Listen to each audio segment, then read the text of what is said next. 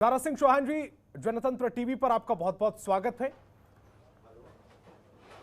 चलिए, बहुत बहुत धन्यवाद। सर, आज आपने बीजेपी छोड़ दी, कौन सी पार्टी में जा रहे हैं और बीजेपी छोड़ने के पीछे की वजह क्या है?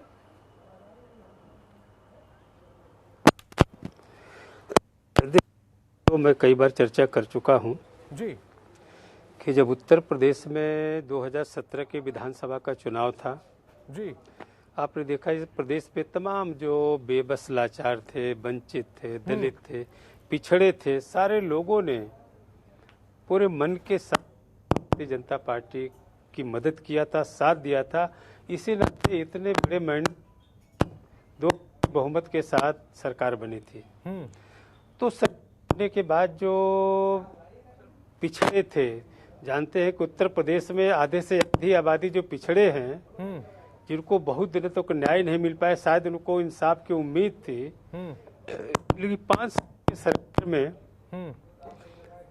को मिलना चाहिए, जो इंसाफ मिलना चाहिए, न मिल पाने के नाते ही आज इस तरीके का कदम हमें उठाना पड़ा। इसलिए कि 5 साल तक हम लोगों ने भी प्रयास किया उचित फोरम पे, उचित मंच पे उनकी बात को पहुंचाई जाए, लेकिन सरकार के आखिरी क्षण तक जो है, जब मैंने देखा कि कोई निर्णय नहीं हो पाया, जब हम लोग कुछ कर नहीं पाने की स्थिति में नहीं है, तब मुझे लगा कि अब इस पद पे रहने का कोई अधिकार नहीं है। इसलिए आज मैंने सरकार से त्यागपत्र दे दिया।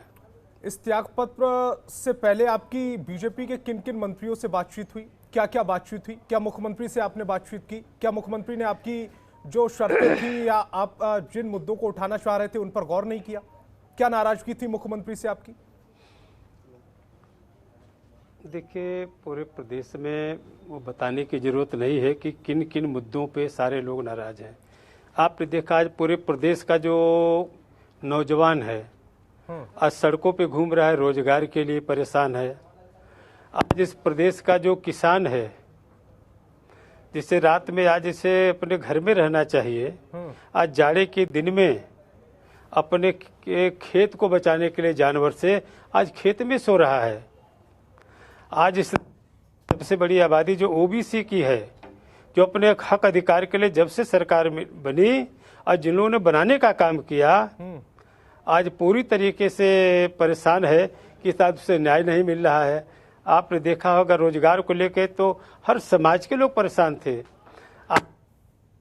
लोग काफ़ी महीनों से जो टीचर भर्ती में भी जो पिछड़े समाज के आरक्षण को लेकर के, दलित समाज अपने आरक्षण को लेकर के कई महीनों से जाड़ा गर्मी बरसात में आंदोलन धरना प्रदर्शन कर रहा है, उनके साथ न्याय नहीं मिल पाया। तो बहुत सारे कारण थे, मैं एक कारण कैसे बताऊं? तो इन सारों कारणों की वजह से ही आज मुझे जब लगा कि मैं न्याय नहीं दिला पा रहा हूं सरकार में रह के, तब मैंने सरकार से त्यागपत्र दे दिया। सर, 5 साल तक आप मंत्री रहे और 5 साल बाद जब आचार संहिता लग गई तब आपने इस्तीफा दे दिया। इस दौरान आपने मुख्यमंत्री से कितनी बार कोशिश की इन सारे मुद्दों पर बातचीत करने के लिए? देखिए, ऐसा है जी, जो गरीब पिछड़े समाज के, दलित समाज के लोग हैं जी, बड़े धैर्य से काम लेते हैं, क्योंकि सरकार के बनने के बाद उनको बड़ी अपेक्षा थी कि मेरे साथ न्याय होगा, मेरा अधिकार रहेगा, मुझे अधिकार से कोई वंचित नहीं कर सकता। बड़े धैर्य के साथ 5 साल तक एक एक दिन इंतजार किया कि अब मुझे न्याय मिलेगा, अब न्याय मिलेगा। लेकिन सरकार के अंतिम दिनों तक जब ऐसे समाज को जो बेबस लाचार हैं, वंचित हैं, पिछड़े हैं, दलित हैं, उनको वो सम्मान नहीं मिल पाया, उनके साथ न्याय नहीं कर पाए, तब जाकर के हम लोगों ने ऐसा फैसला लिया। तो सर, आपको ऐसा कौन सी सरकार लग रही है जो आपको लगता है कि दलितों को सम्मान दे पाएगी, किसानों की बात सुनेगी, रोजगार देगी? देखिए, ऐसा है, ऐसा नहीं कि ये जनता है, सब जानते हैं, आप भी जानते हैं। ये हर 5 साल में ये टेस्ट होता है हर सरकार का। ऐसा नहीं कि पहली बार बीजेपी की सरकार बनी है, इसके पहले भी बीजेपी सहित कई पार्टी की सरकार बनी थी। और कहता हूँ कि लोकतंत्र में अपने के दस्तावेज में जो एक व्यक्ति एक वोट का जो अधिकार दिया, जिस वोट से वो सरकार के पार्टी के भाग का फैसला करती है, हर 500 नंबर आता है। अब आने वाले दिन में अब जो पार्टी उनके साथ न्याय करेगी, उनके सम्मान पहचाने के लिए काम करेगी, उनके अधिकार दिलाने की बात करेगी, निश्चित रूप से लोग उसके साथ खड़े होंगे। और आने वाले दिनों में लोग नए नए अपने मैनिफेस्टो के साथ, नहीं सर, अपने वो तमाम तय कर लेगा कि वो किसके साथ खड़े होंगे। लेकिन दारा सिंह चौहान किसके साथ खड़े होंगे, कौन सी पार्टी के साथ अब खड़े होंगे? उनको ऐसा कौन सी पार्टी में लग रहा कि वो दलितों की आवाज सुनेगी, बेरोजगारों की आवाज सुनेगी? आप पिछड़ों की बात छोड़ रहे, जिसकी आबादी इस प्रदेश में सबसे ज्यादा, आधे से ज्यादा है। चलिए सर, पिछड़ों की भी बात है, पिछड़े भी, नौजवान भी, किसान पिछड़ों को भी मैं ऐड कर लेता हूं सर, माफी के साथ पिछड़ों को भी ऐड कर लेता। नहीं, मैं पिछड़े भी हैं, दलित भी हैं, नौजवान भी है, चाहे किसी जाति का अगड़ा हो, पिछड़ा दलित जो भी है, चाहे किसान हो, हर समाज के लोग हैं जी। सारे लोग पीड़ित और परेशान होने के नाते ही तो आने वाले दिन में देखिए, मेरे इस राजनीतिक जीवन में जितने मेरे शुभ चिंतक हैं, जितने मेरे समर्थक हैं, जिनके सहयोग आशीर्वाद से मुझे एक बार नहीं कई बार मुझे पार्लियामेंट में जाने का मौका मिला है जी। जिनके आशीर्वाद सहयोग से मुझे विधानसभा में, पहली बार विधानसभा में और पहली बार भारतीय जनता पार्टी से जीती थी, जिनके सहयोग आशीर्वाद से अब उनको मैं बुला करके बात करूंगा। जो उनका निर्णय होगा वही मेरा अगला कदम होगा। सर, स्वामी प्रसाद मौर्य के साथ जाएंगे या अलग जाएंगे उनसे? नहीं, देखिए ये लोकतंत्र है, इसमें सारे लोगों को निर्णय लेने का अधिकार है। कौन कहाँ छोड़ के जा रहा है, कहाँ आ रहा है, ये तो वक्त बताएगा।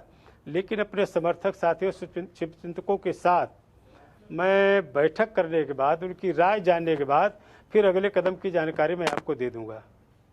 कितने और मंत्री या विधायकों को अपने साथ जोड़ेंगे बीजेपी के? नहीं, देखिए जबरदस्ती किसी को जोड़ने तोड़ने से कोई न जुड़ता है न टूटता है। ये स्वयं का है, लोकतंत्र में यही तो अधिकार मिला है, सबको अपना निर्णय लेने का अधिकार है। और आने वाले दिन में कौन कहाँ जाता है, कितने लोग किसको छोड़ते हैं, ये तो वक्त बताएगा। सर, जब हम बतौर परिवार, मुझे जानकारी नहीं सर, और जी सर, हम बतौर परिवार जब राजनीति करते हैं तो हमें पता होता है कि कौन नाराज चल रहा है मौजूदा संगठन से, कौन नाराज नहीं चल रहा है। तो मैं आपसे ये समझना चाह रहा हूं, कितने और इस समय मंत्री हैं या विधायक हैं जो नाराज चल रहे हैं मौजूदा सरकार से? अब देखिए, किनके मन में क्या है, किस चीज के लिए को पीड़ा है, किस चीज के लिए परेशान है, कौन सी परिस्थिति है, वो मैं नहीं समझ पा रहा हूं। लेकिन आने वाले दिन में मुझे लगता है सब कुछ पता चल जाएगा। कितना नुकसान होगा बीजेपी को? अब आने वाले वक्त में देखिए, वही जनता है। अभी से कैसे मैं फैसला कर लूं कि क्या होने वाला है और कैसे होने वाला है, किसका फायदा किसका नुकसान होने वाला है। लेकिन जरूर है, ये मैं कहना चाहता हूं, जिस प्रदेश की आधी आबादी पिछड़ों की है जी, जिन्होंने एक मुश्त के साथ दिया, ये सही कि जिसके साथ रहेंगे सरकार उसकी बनेगी। पिछड़ों का असली मसीहा कौन है? बसपा है, बीजेपी है या सपा है? बीजेपी से तो आप नाता तोड़ रहे हैं, तो बीजेपी का नाम नहीं लेंगे। सपा बसपा में से कौन पिछड़ों की असली मसीहा है?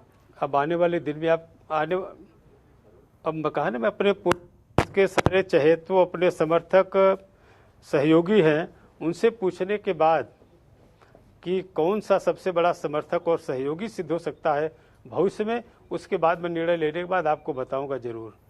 अखिलेश यादव जी सही काम कर रहे हैं सर? अब देखिए, कौन सही कर रहा है कौन गलत कर रहा है तो वक्त ना, मैं अभी से कैसे बताऊं। आने वाले दिन में परिणाम जब सामने आएंगे तो पता चलेगा किसने क्या सही क्या गलत किया है और कौन सही करने वाला है। Sir, deputy CM Keshav Prasad Maurya ने आपको नसीहत दी है, आपको पता लग भी गया होगा। उस नसीहत को लेकर आप क्या सोच रहे हैं सर? सीएम या कौन, देखिए ये लोकतंत्र है जी, कोई नसीहत देने की स्थिति में नहीं है। सब लोग को सोच समझ रखने वाले लोग हैं, इसलिए उन्होंने क्या ट्वीट किया है क्या नहीं मुझे नहीं पता है, क्योंकि जिम्मेदार नेता है, जिम्मेदार पद पे हैं। मैं ट्वीट न देखा हूं न पढ़ा हूं, इसलिए उस पर मेरा कमेंट नहीं है। बड़े सम्मान के साथ उन्होंने कहा कि परिवार के कुछ लोग भटक चुके हैं, आपको भटका हुआ कह रहे हैं, लेकिन सम्मान के साथ कह रहे हैं कि वो एक बार सोच विचार कर ले। नहीं, सम्मान तो गिव एंड टेक, जो सम्मान देगा वो सम्मान पाएगा निश्चित रूप से। जी, तो सर सोच विचार करेंगे? थैंक, चलिए सर सोच विचार करेंगे।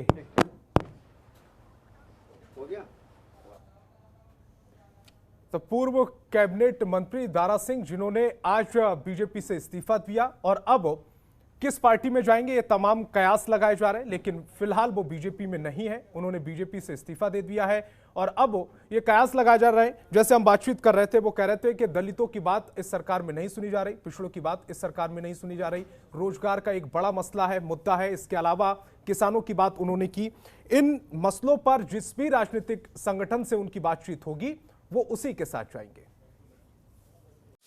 खबरों के निष्पक्ष विश्लेषण के लिए सब्सक्राइब करें Janatantra TV and press the bell icon. Never miss any update.